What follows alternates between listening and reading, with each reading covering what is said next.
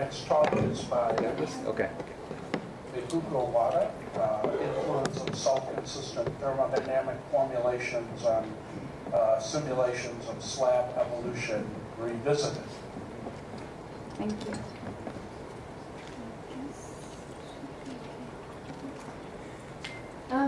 So I'm a postdoc at Virginia Tech working with Scott King, Mark Caddick, and Nancy Ross. In this talk I will present some of our modeling results for slab evolution. First I will briefly describe the motivation and recent studies on this topic.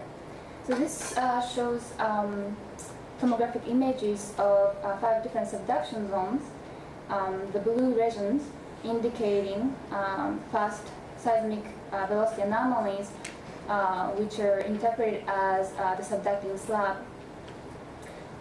Now, in some subduction zones, the slabs appear to be stagnating in the transition zone,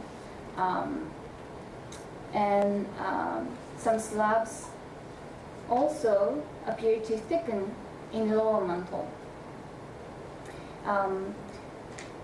Excuse me.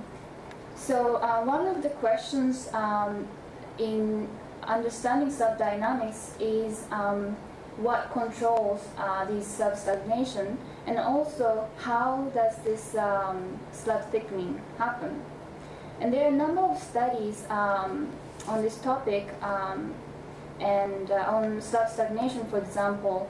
And these studies are concerned with factors such as slab buoyancy, mantle rheology, trench motion, slab strength and depth.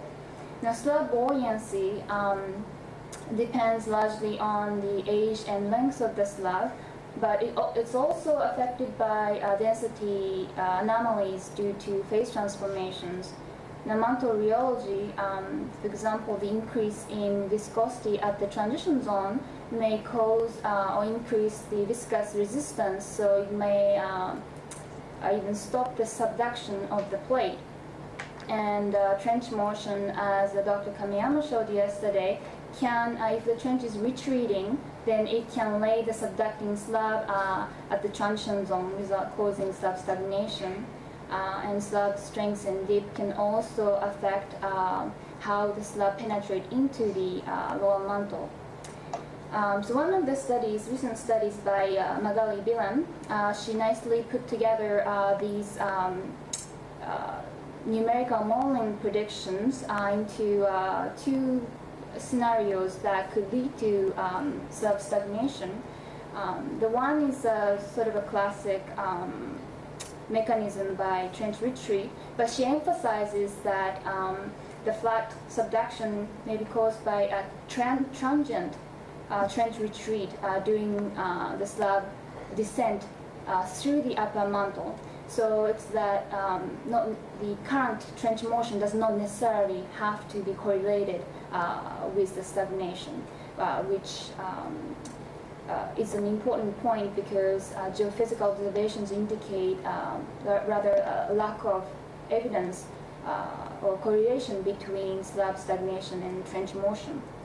Now, the other scenario is that when the slab sinks into the lower mantle because of the higher viscosity, the sinking rate is lower in the lower mantle than in the upper mantle. So I'm talking about this case. Now, the difference in the velocity, a sinking rate, causes this lateral motion of the slab, and as this continues, it may result in flat slab in the transition zone. So these are some of the hypothesized mechanisms for slab stagnation. And there are also a number of studies on slab thickening beneath the transition zone. So this photo is showing analog lab experiment where a sheet of construct is injected at an angle into a less viscous layer that is placed on top of a more viscous layer. So basically representing upper mantle and lower mantle. And as the sheet moves into the lower layer, the slab starts to buckle. And now in this model, in this run, they've also found that this the pile of sheets becomes so the lower, deeper part of the pile becomes wider due to gravitational collapse, leading to this wedge-shaped pile. Now, Chong-Yeol Lee and Scott King did this numerical modeling study to understand the buckling behavior. So what they did was to increase or adjust the viscosity increase at the transition zone and to see how the buckling behavior changes. And in this case, the increase is by a factor of 16, and in this case by 64. And what they found out was that if you increase the viscosity by a factor of 30 or greater, then you start to see the slab buckle. In this case, though, they didn't quite see this wedge-shaped pile. Now, one aspect in this modeling that has not been well explored is the role of some dynamic properties, which we are trying to understand. Now, in 1998, Aita and King looked at the effect of density and thermal expansivity on the slab evolution. So in the top panel, what they did was they incorporated depth-dependent density and density-dependent thermal expansivity. So these are just functions of density or depth or density. And the results show that for this particular parameterization, they saw a stagnating slab. Now, for the same parameterization, if they actually use, so these two are actually not thermodynamically consistent. This is just a function of another variables. But if they included some dynamically self-consistent density and expansivity, meaning these values are derived from some dynamic data on olivine, then the slab behavior is quite different. Now, at the time, there weren't a lot of some dynamic data on other mantle minerals compared to today. So what we are trying to do is to incorporate some dynamic self-consistent properties, including density, expansivity, diffusivity, heat capacity into the code and see how that would affect the modeling results. So to do this, we use Perplex. It's some dynamic calculation code. And we use some dynamic database for mantle minerals by Stixrud and Lisco Bartoloni. So what I'm showing here is the parameters calculated along this mantle geotherm. And for this calculation, I use this particular Hasbagite composition shown here. Now, using Perplex, we calculate density, thermal expansivity, and heat capacity is shown here. Now, with Perplex, we can't calculate thermal diffusivity, so we assume that thermal diffusivity follows this type of parallel relation with density, and then using those, we calculate conductivity. Now, with the power of 2 to 3 for the diffusivity, the resulting conductivity falls within the range of conductivity estimates. And I was looking at David Yuan's poster earlier, and in his study, they use actually somewhat pretty similar thermal conductivity. Mine, in this particular one, doesn't have as much of a jump as in their case, but it's actually pretty comparable. So using these, we can incorporate these and understand how these would affect slab evolution. And I'm just going to show this just to point out how these properties are integrated into governing equations. And this is non-dimensionalized under truncated inelastic liquid approximation. And as you can see, we have density, expansivity, heat capacity, and thermal conductivity or diffusivity incorporating these. Now, if we assume all these properties or parameters to be constant and just getting rid of this term, it basically it becomes a Business approximation, which is often used in modeling slab evolution. And by doing that, we could have a significant effect on the slab evolution. So what we did was using common with compressible formulations and incorporated the thermodynamically consistent properties into it. Now I'm going to use this free mantle convection model. It's a simple case to just first show what the effect of density and these parameter values are. So in this particular case, I'm using isoviscous rheology, no heat generation, and the temperature condition is 0 degrees at the top, 2500 at the bottom. This is initial geotherm, and free slip all around the boundaries, and impose perturbation from the conductive state initially. And in the top panel, these values are assumed to be constant. So this is basically equivalent to extended Business approximation. Now, if we include pressure temperature dependent density calculated by purple X, the density is greater in the lower mantle, and that sort of increases the vigor of the convection. So the mantle, lower mantle becomes slightly warmer. If we include thermal expansivity, though, the expansivity is lower in the lower mantle, so it actually reduces the convection. So it has a little bit of an opposite effect, but overall still, compared to this case, the mantle is slightly warmer. This is basically same one as this lower one with PT dependent density and expansivity. Now if we include diffusivity, because diffusivity is greater in the lower mantle, it leads to increased conductive heat transfer, and that actually also leads to causes the boundary layers thermal boundary layers to be more unstable, promoting upwelling and downwelling, and leading to more well-developed convection cells.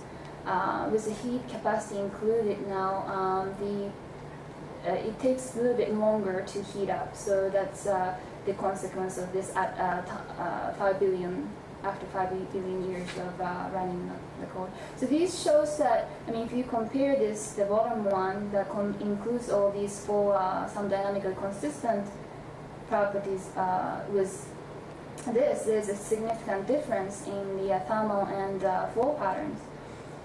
So now, by applying this subduction setting, we can study what the effect of these properties are. This is from Lee and King. For now, I'm just sort of using a similar approach to simulate subduction, plate subduction. So in the model, at the top, for the incoming plate, we have free slip at the top, and then for the overlying plate, we have no slip condition. We impose a weak zone. The angle depends on how you stack these weak elements, but basically initially, or we impose a velocity here, and we initiate subduction by having this weak zone, so the slab starts to sink in from there. For the particular modeling results that I'm going to show, I'm using a 5 centimeter per year subduction rate. Slab dip is 50, although I will show you a result with different slab dip. Mantle transition depth is calculated within the code when based on the density. And so this is initial geotherm, one of the models that I used, the geotherm that I used. And this is the viscosity. For the first set of modeling results, I'm going to use wet olivine diffusion creep, rheology for both upper and lower mantle, but later I will show you the modeling results with composite mantle rheology, which accounts for both diffusion and dislocation creep in the upper mantle. And when I impose viscosity jump, I impose increased by a factor of 10 and 13, and this is just an example of what it looks like when we impose this jump. And maximum viscosity of 10 to 24, and we use pseudoplastic yielding formulation by Tackley 2000 for the yield strings. So this is the first set of results, a simple case where we actually assume all these parameters to be constant. So this is basically the extended Boussinesq approximation. And in the top case, there's no increase in viscosity. There's 10 times viscosity increase and 30 times. And this is after 100 million years since the subduction ionization.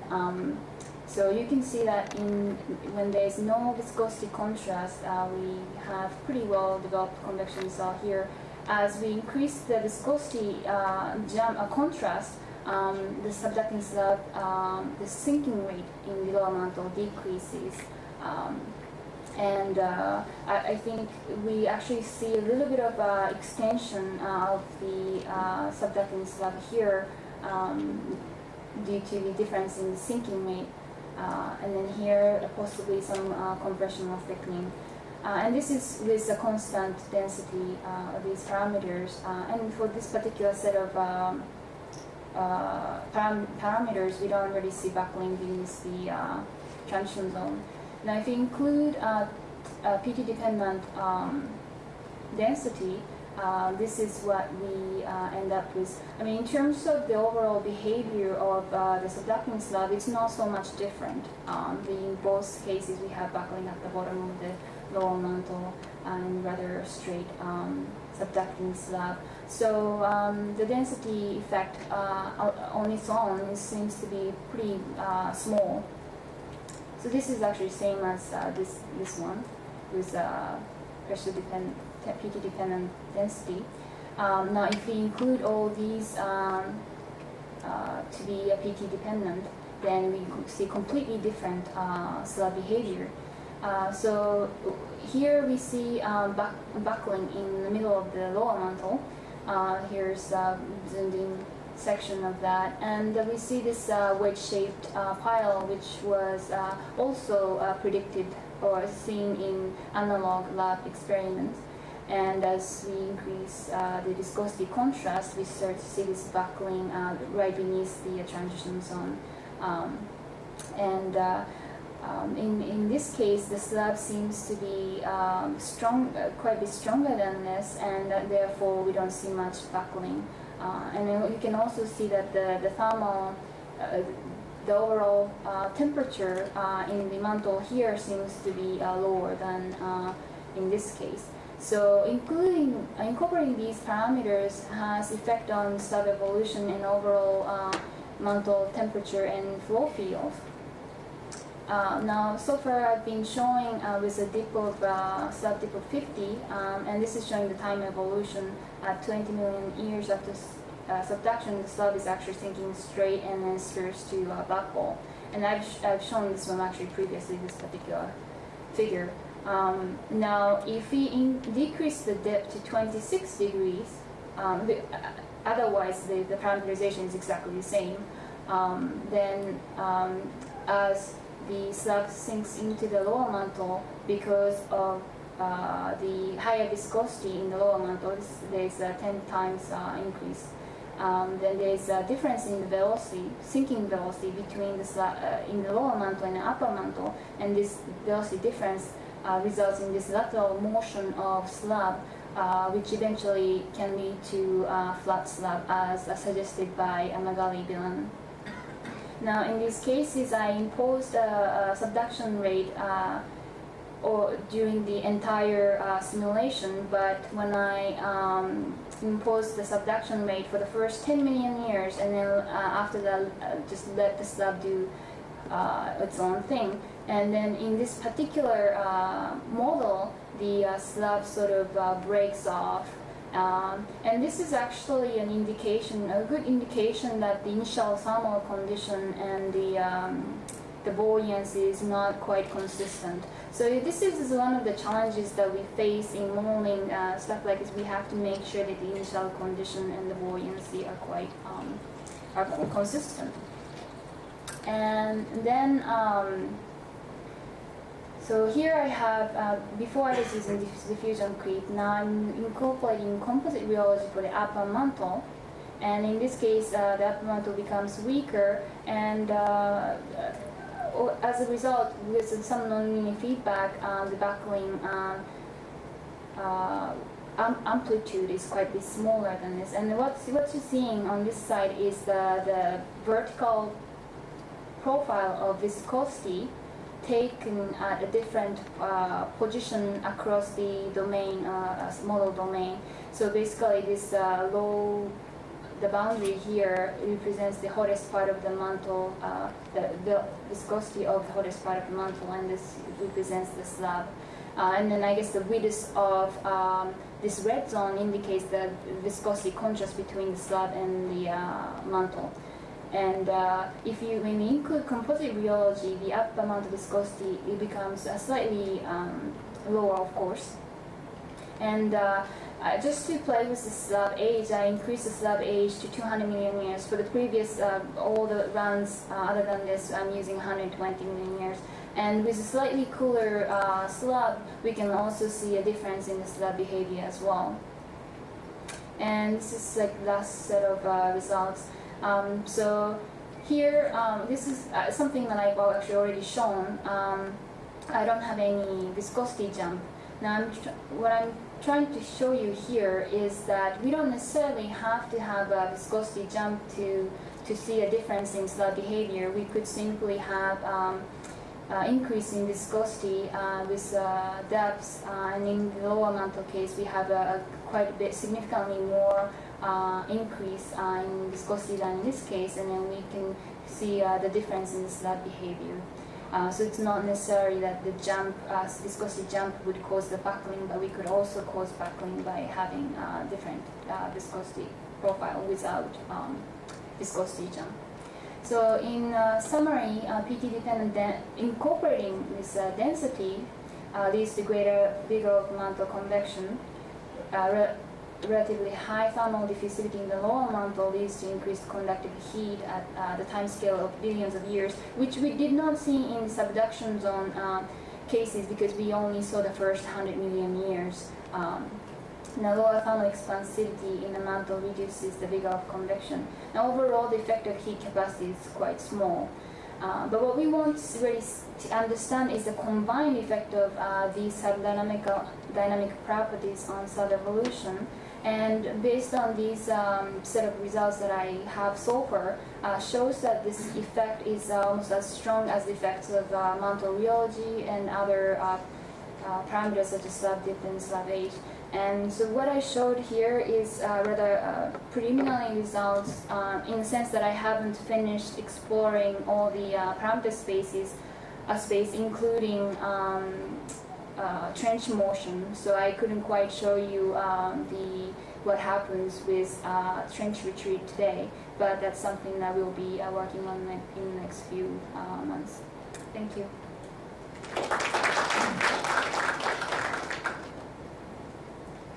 Questions?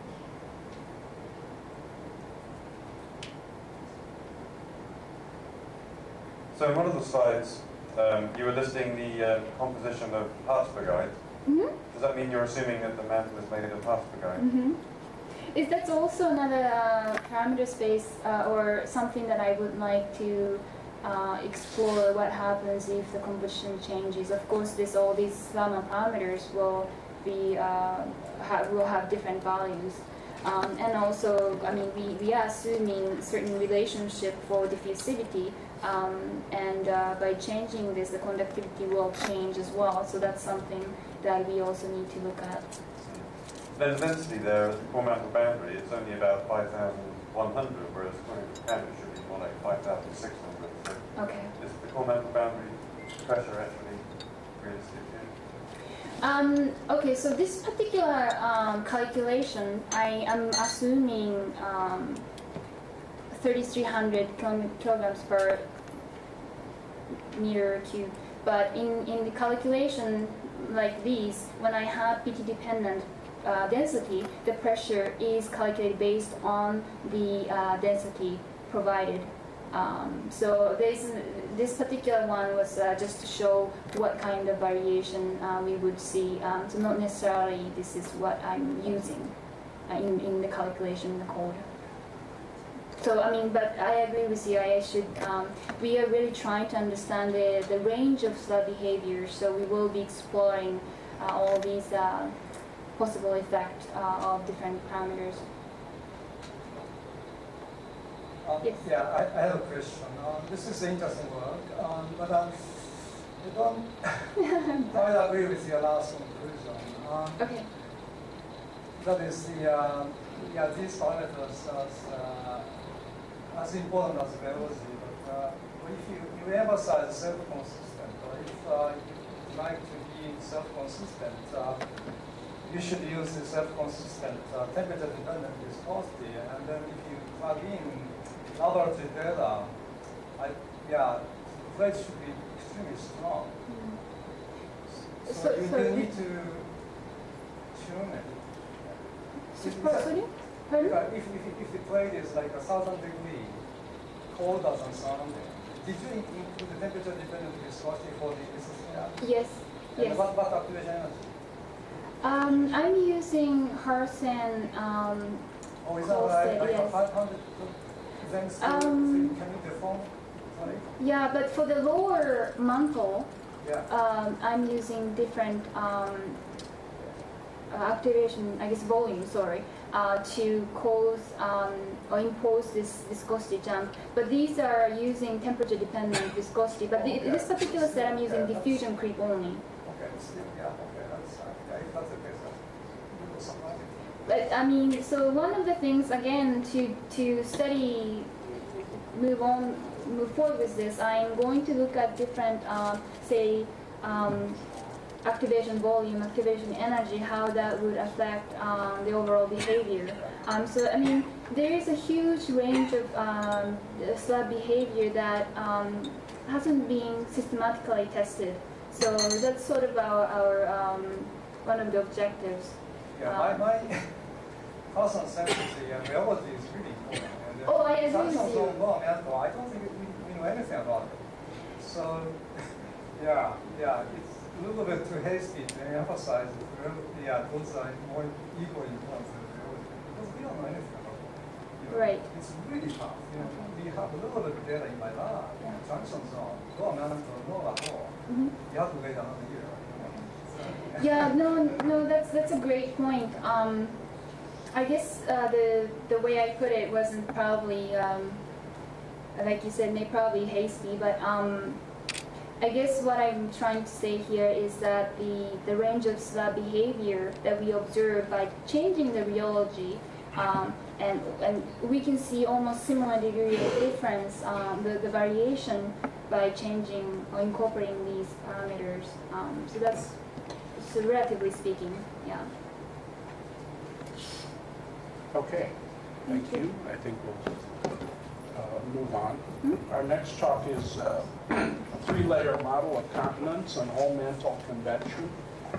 Shinge Maruyama. Yeah. And